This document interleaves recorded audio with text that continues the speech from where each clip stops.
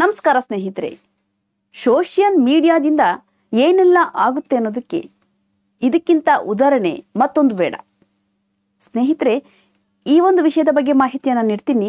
ನಾನು ನಿಮ್ಮ ಪ್ರೀತಿಯ ಮಂಜುಳಾ. ಅದಕ್ಕಿಂತ ಮುಂಚೆ ನೀವಿನ್ನು ನಮ್ಮ ಕರ್ನಾಟಕ ಕನ್ನಡ ಯೂಟ್ಯೂಬ್ ಚಾನಲ್ಗೆ ಸಬ್ಸ್ಕ್ರೈಬ್ ಆಗಿಲ್ಲ ಅಂದರೆ ಸಬ್ಸ್ಕ್ರೈಬ್ ಆಗಿ. ಹಾಗೆ ಈ ಒಂದು ವಿಷಯದ ಬಗ್ಗೆ ನಿಮ್ಮ ಅನಿಸಿಕೆಗಳನ್ನ ಕಮೆಂಟ್ ಮೂಲಕ ನಮಗೆ ತಿಳಿಸಿ ಅಂತ ಕೇಳ್ಕೊತಾ ಇದ್ದೀನಿ. ಸ್ನೇಹಿತರೆ, ರಾಜಸ್ಥಾನದ ಜೈಪುರ್ನಲ್ಲಿ ನಡೆದಂತಹ ಘಟನೆ ಜನವರಿ 19ನೇ ತಾರೀಕು 2020ರಂದು ಮನೆ ಬಿಟ್ಟು ಹೋದಂತಹ ಮಹಿಳೆ ಮತ್ತೆ ವಾಪಸ್ ಮನೆಗೆ ಬರೋದೇ ಇಲ್ಲ. ಸ್ನೇಹಿತರೆ, ಆ ಮಹಿಳೆಯ ಹೆಸರು ನೈನಾ ಮಂಗಳಾನಿ. ಈ ನೈನಾ ಮಂಗಳಾನಿ ಒಬ್ಬ ಹುಡುಗನನ್ನು ಇಷ್ಟಪಡ್ತಾಳೆ, ಪ್ರೀತಿಸ್ತಾಳೆ. ಅವರ ಹೆಸರು IS ಅನ್ಸಾರಿ ಅನ್ನೋರು. ಇವರು ಈ ನೈನಾ ಹಿಂದೂ ಆಗಿ ಅನ್ಸಾರಿ ಅನ್ನೋ ಮುಸ್ಲಿಂ ಹುಡುಗನನ್ನು ಪ್ರೀತಿಸಿ ಮದುವೆ ಆಗೋಕ್ಕೆ ಊರನ್ನು ಬಿಟ್ಟು ಹೋಗ್ತಾರೆ. ಅವರು ಊರು ಬಿಟ್ಟು ಹೋದಾದ್ಮೇಲೆ ಮದುವೆಯನ್ನು ಆಗ್ತಾರೆ. ಆದರೆ ಈ ತಂದೆ ತಾಯಿ ದೂರನ್ನು ನೀಡ್ತಾರೆ. ನಮ್ಮ ಮಗಳು ಕಾಣಿಸ್ತಾ ಇಲ್ಲ, ಹುಡುಕಿ ಕೊಡಿ ಅಂತ. ಸ್ನೇಹಿತರೆ, ಆ ಕಡೆ ಮದುವೆಯಾದಂತಹ ಅನ್ಸಾರಿ ಮತ್ತು ನೈನಾ ಜೀವನವನ್ನು ತುಂಬ ಚೆನ್ನಾಗಿ ನಡೆಸ್ತಾ ಇರ್ತಾರೆ. ಇದಕ್ಕಿಂತ ಮುಂಚೆ ಅವರು ಎಲ್ಲಿ ಮೀಟ್ ಆದರು, ಎಲ್ಲಿ ಸಿಕ್ಕಿದ್ರು, ಹೇಗೆ ಇವರಿಬ್ಬರು ಮಧ್ಯೆ ಈ ಲವ್ ಅನ್ನೋದು ನಡೀತು ಅನ್ನೋದನ್ನು ಹೇಳ್ತೀನಿ. ಸ್ನೇಹಿತರೆ, ಸೋಷಿಯಲ್ ಮೀಡಿಯಾ ಎಷ್ಟು ಜನರ ಮನಸ್ಸನ್ನು ಹೆಂಗೆಲ್ಲ ಬದಲಾವಣೆ ಮಾಡುತ್ತೆ ನೋಡಿ. ಈ ನೈನಾ ಫೇಸ್ಬುಕ್ಕಲ್ಲಿ 6,000 ಫಾಲೋವರ್ಸನ್ನು ಹೊಂದಿದ್ರು. ಈ ಅನ್ಸಾರಿ ಅವರು ಕೂಡ ಈ ನೈನಾಳನ್ನ ಪೋಸ್ಟರ್ಗಳನ್ನ ನೋಡಿ ಫ್ರೆಂಡ್ ರಿಕ್ವೆಸ್ಟ್ ಕಳಿಸಿ ಸ್ನೇಹದ ಒಂದು ಗುರುತನ್ನು ಕಳಿಸಿದ್ರು. ಹಾಗೆ ಚಾಟಿಂಗ್ ಮಾಡ್ತಾ ಮಾಡ್ತಾ ಇವರಿಬ್ಬರ ಮಧ್ಯೆ ಸ್ನೇಹ ಬೆಳೀತು. ಸ್ನೇಹದ ಜೊತೆಗೆ ಇವರಿಬ್ಬರು ಒಂದೇ ಕಂಪನಿಯಲ್ಲಿ ಕೆಲಸವನ್ನು ಶುರು ಮಾಡಿದ್ರು. ಇದಾದ ಮೇಲೆ ಮದುವೆ ಕೂಡ ಮಾಡಿಕೊಂಡ್ರು. ಇವರಿಗೆ ಮುದ್ದಾದ ಸಹ ಒಂದು ಮಗು ಕೂಡ ಆಯಿತು. ಆದರೆ ಈ ಸೋಷಿಯಲ್ ಮೀಡಿಯಾ ಇವರಿಬ್ಬರನ್ನು ಒಂದು ಮಾಡಿತ್ತೋ ಅದೇ ಸೋಷಿಯಲ್ ಮೀಡಿಯಾ ಇವರಿಬ್ಬರು ದೂರ ಆಗೋಕ್ಕೆ ಕಾರಣ ಆಯಿತು. ಹೌದು, ನೈನಾ ಮದುವೆಯಾಗಿ ಮಗು ಆದಮೇಲೂ ಮೊಬೈಲ್ ಮೇಲೆ ಅಂದರೆ ಸೋಷಿಯಲ್ ಮೀಡಿಯಾದ ಮೇಲೆ ತನ್ನ ಪೋಸ್ಟರ್ಗಳನ್ನ ಅಪ್ಲೋಡ್ ಮಾಡೋದು, ವಿಡಿಯೋಗಳನ್ನ ಮಾಡೋದು ಹೀಗೆ ಮಾಡ್ತಾಯಿದ್ರು.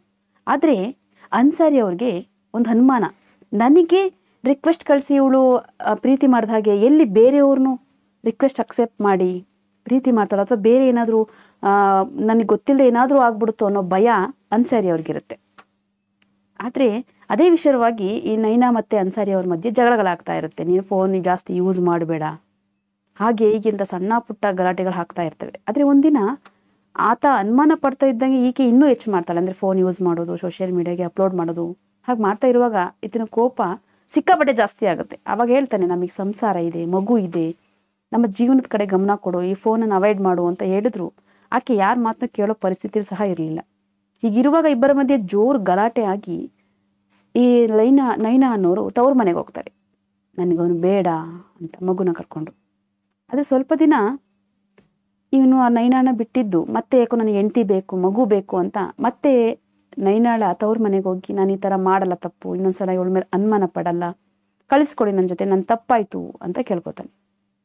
ಅದಾದಮೇಲೆ ಆ ನೈನಾಳ ತಂದೆ ತಾಯಿಯೆಲ್ಲ ಒಪ್ಕೊಂಡು ಮತ್ತೆ ಅವರೊಟ್ಟಿಗೆ ಇವ್ರನ್ನ ಕಳಿಸ್ಕೊಡ್ತಾರೆ, ಮಗಳನ್ನು, ಅಳಿಮೆಯನ್ನ ಜೊತೆ ಮಗಳನ್ನು ಕಳಿಸ್ಕೊಡ್ತಾರೆ. ಅದಾದಮೇಲೆ ಇಬ್ಬರು ಮತ್ತೆ ಚೆನ್ನಾಗಿ ಜೀವನವನ್ನು ನಡೆಸ್ತಾ ಇರ್ತಾರೆ. ಆದರೆ ಒಂದಿನ ಇಬ್ಬರ ಮಧ್ಯೆ ಮತ್ತೆ ಗಲಾಟೆ ಶುರುವಾಗುತ್ತೆ. ಗಲಾಟೆ ಶುರುವಾಗಿ ಇಬ್ಬರು ಜೋರಾಗಿ ಜಗಳ ಮಾಡ್ತಿರುವಾಗ ನೈನಾ ಮನೆಯಿಂದ ಹೊರಗಡೆ ಹೋದವರು ಬರೋ ಸುದ್ದಿನೇ ಇರೋದಿಲ್ಲ.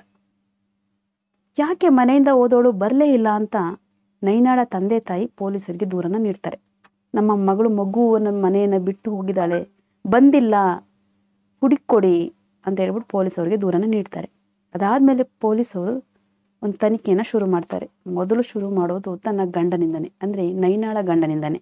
ಆಗ ಆತ ಹೇಳ್ತಾನೆ, ನನಗೆ ಗೊತ್ತಿಲ್ಲ ಸರ್, ಮಗುನ ನನ್ನ ಬಿಟ್ಟು ಹೋದವಳು ಮತ್ತೆ ಬರಲೇ ಇಲ್ಲ, ಯಾಕೆ ಅಂತ ನನಗೂ ಗೊತ್ತಿಲ್ಲ, ನಾನು ಹುಡುಕಿ ಸಾಕಾಯಿತು, ಎಷ್ಟು ಅಂತ ನಾನು ಹುಡುಕ್ಲಿ ಅಂತ ಹೇಳ್ತಾನೆ.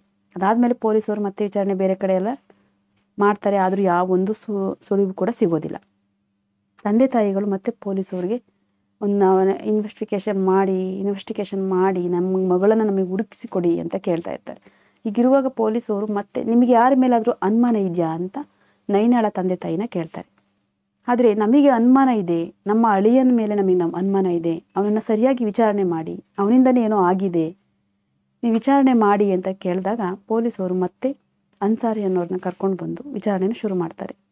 ಮೊದಲೇ ಹೇಳಿದ ಹಾಗೆ ನನಗೆ ಗೊತ್ತಿಲ್ಲ, ನಾನು ಹುಡುಕ್ತೆ ಅಂತ ಮತ್ತೆ ಅದೇ ಪುರಾಣ ಹೇಳ್ತಾ ಇರುವಂಥ ಅನ್ಸಾರಿ ಪೊಲೀಸರು ವಿಚಾರಣೆ ಬೇರೆ ಥರ ವಿಚಾರಣೆ ಶುರು ಮಾಡಿದಾಗ ಬಾಯನ್ನು ಬಿಡ್ತಾನೆ. ಹೌದು, ಅದೇ ಈ ನಿಜವನ್ನು ಬಾಯಿ ಬಿಡೋಕ್ಕಿಂತ ಮುಂಚೆ ಈ ನೈನಾಳ ಅವರ ಗಾಡಿ ಅಂದರೆ ಸ್ಕೂಟಿ ಒಂದು ದೇವಸ್ಥಾನದ ಬಳಿ ಇರುತ್ತೆ. ಅದನ್ನು ನೋಡಿ ಗುರ್ತು ಹಿಡಿಯೋಕೆ ಆಗ್ತಾ ಇರಲ್ಲ. ಹಾಗಾಗಿ ಗಂಡನನ್ನು ಕರ್ಕೊಂಡು ಬಂದು ವಿಚಾರಣೆ ಶುರು ಮಾಡ್ತಾ ಇರ್ತಾರೆ. ಅದೇ ಸಮಯದಲ್ಲಿ ಈ ಅನ್ಸಾರಿ ನಿಜವನ್ನು ಹೇಳ್ತಾರೆ. ಹೌದು, ನಾನೇ ಕೊಂದಿದ್ದು. ಯಾಕೆ ಅಂತಂದರೆ ಅವ್ರ ತವ್ರ ಮನೆಯಿಂದ ನಾನು ವಾಪಸ್ ಕರ್ಕೊಂಡು ಬಂದಾಗಲೂ ಸಹ ಇವಳು ನನ್ನ ಜೊತೆ ಮತ್ತೆ ಬದಲಾಗಲಿಲ್ಲ. ಅದೇ ಸೋಷಿಯಲ್ ಮೀಡಿಯಾ, ಅದೇ ಪೋಸ್ಟರ್, ಅದೇ ವಿಡಿಯೋಗಳನ್ನ ಅಪ್ಲೋಡ್ ಮಾಡ್ತಾ ಬಂದು ಒಂದು ಕಡೆ ನನ್ನನ್ನು ಬಿಟ್ಟು ಹೋಗ್ತಾಳೆ ಅನ್ನೋ ಭಯಕ್ಕೆ ನಾನು ಈ ಥರ ಅವಳಿಗೆ ಜಗಳಗಳಾದಾಗ ಜೋರಾಗಿ ಹೊಡೆದೆ, ಅದವಳ ಪ್ರಾಣ ಪಕ್ಷಿನೇ ಹಾರಿ ಹೋಯ್ತು ಅಂತ ಹೇಳ್ತಾನೆ. ಈಗಿದ್ವಾಗ ತನ್ನ ತವ್ರ ಮನೆಯವರು ಬಂದು ಎಲ್ಲಿ ನನ್ನನ್ನೇನಾದರೂ ಮಾಡ್ತಾರೆ ಅನ್ನೋ ಭಯಕ್ಕೆ ಅವಳನ್ನು ದೂರ ಕರ್ಕೊಂಡೋಗಿ ಕಲ್ಲಿನಿಂದ ಮುಖವನ್ನು ಜಜ್ಜಿ, ಯಾರೂ ಗುರುತಿಡಬಾರ್ದು ಮುಖವನ್ನು ಅಂತ ಅನ್ನೋ ವಿಷಯಕ್ಕೋಸ್ಕರ ಕಲ್ಲಿಂದ ಮುಖವನ್ನು ಜಜ್ಜಿ ಆಕೆಯ ಶವವನ್ನು ಬೇರೆ ಕಡೆ ದೂರದ ಕಡೆ ಎಸ್ತು ಬಂದುಬಿಡುತ್ತಾನೆ. ಅಂದರೆ ಎಸ್ತು ಸ್ಕೂಟಿಯನ್ನು ಅಲ್ಲೇ ಬಿಟ್ಟು ಬಂದಿರ್ತಾನೆ. ಅದರಿಂದಾಗಿ ಗೊತ್ತಾಗುತ್ತೆ ಇದು ನೈನಾಳೆ ಅಂತ. ಸ್ನೇಹಿತರೆ, ಆ ಶವದ ಗುರುತು ಅಂದರೆ ಮುಖದ ಗುರುತು ಸಿಗುತ್ತಾ ಇರೋಲ್ಲ, ಆದರೆ ಆಕೆ ಹಾಕಿರುವ ಬಟ್ಟೆ ಗುರುತು ಮತ್ತು ಆಕೆಯ ಗಾಡಿ ಎಲ್ಲವನ್ನು ನೈನಾಳ ತಂದೆ ತಾಯಿ ಹೌದು ಇದು ನಮ್ಮ ಮಗಳದೇ ಅಂತ ಹೇಳ್ತಾರೆ. ಹಾಗಾಗಿ ಗೊತ್ತಾಗುತ್ತೆ ನೈನಾದು ಸಾವಲ್ಲ, ಅದು ಆ ಗಂಡನೇ ಮಾಡಿರುವಂತಹ ಹತ್ಯೆ ಅಂತ. ಸ್ನೇಹಿತರೆ, ಸೋಷಿಯಲ್ ಮೀಡಿಯಾದಿಂದ ಎಷ್ಟು ಜನ ಜೀವನಗಳನ್ನ ಹಾಳು ಮಾಡ್ಕೋತಾ ಇದ್ದಾರೆ ಅಂತಂದರೆ ಉದಾಹರಣೆ ಇದೆ ನೋಡಿ. ಇಬ್ಬರ ಸ್ನೇಹ ಆಗುತ್ತೆ, ಪ್ರೀತಿ ಆಗುತ್ತೆ, ಕೊನೆಗೆ ಸಾವು ಕೂಡ ಆಗುತ್ತೆ. ಪಾಪ ಏನು ಕಾಣದ ಕಂದಮ್ಮ ಅನಾಥ ಆಗುತ್ತೆ. ಈ ಕಡೆ ಅಪ್ಪ ಇಲ್ಲ, ಈ ಕಡೆ ಅಮ್ಮ ಅಂತೂ ಜೀವಂತವಾಗಿಲ್ಲ. ಸ್ನೇಹಿತರೆ, ಈ ಒಂದು ಸೋಷಿಯಲ್ ಮೀಡಿಯಾದ ಬಗ್ಗೆ ನಿಮ್ಮ ಮಾಹಿತಿಯನ್ನು ನಮಗೆ ಕಮೆಂಟ್ ಮೂಲಕ ತಿಳಿಸಿ ಅಂತ ಕೇಳ್ಕೊತಾ ಇದ್ದೀನಿ. ಮತ್ತಷ್ಟು ವಿಡಿಯೋಗಳನ್ನ ನಿಮ್ಮ ಕಣ್ಮುಂದೆ ತರ್ತೀನಿ. ನಾನು ನಿಮ್ಮ ಪ್ರೀತಿಯ ಮಂಜುಳಾ. ಅದಕ್ಕಿಂತ ಮುಂಚೆ ನಮ್ಮ ಕರ್ನಾಟಕ ಕನ್ನಡ ಯೂಟ್ಯೂಬ್ ಚಾನಲ್ಗೆ ಸಬ್ಸ್ಕ್ರೈಬ್ ಆಗಿಲ್ಲ ಅಂದರೆ ಸಬ್ಸ್ಕ್ರೈಬ್ ಆಗಿ. ನಾನಿನ್ನು ಬರ್ತೀನಿ. ಬಾಯ್ ಬಾಯ್.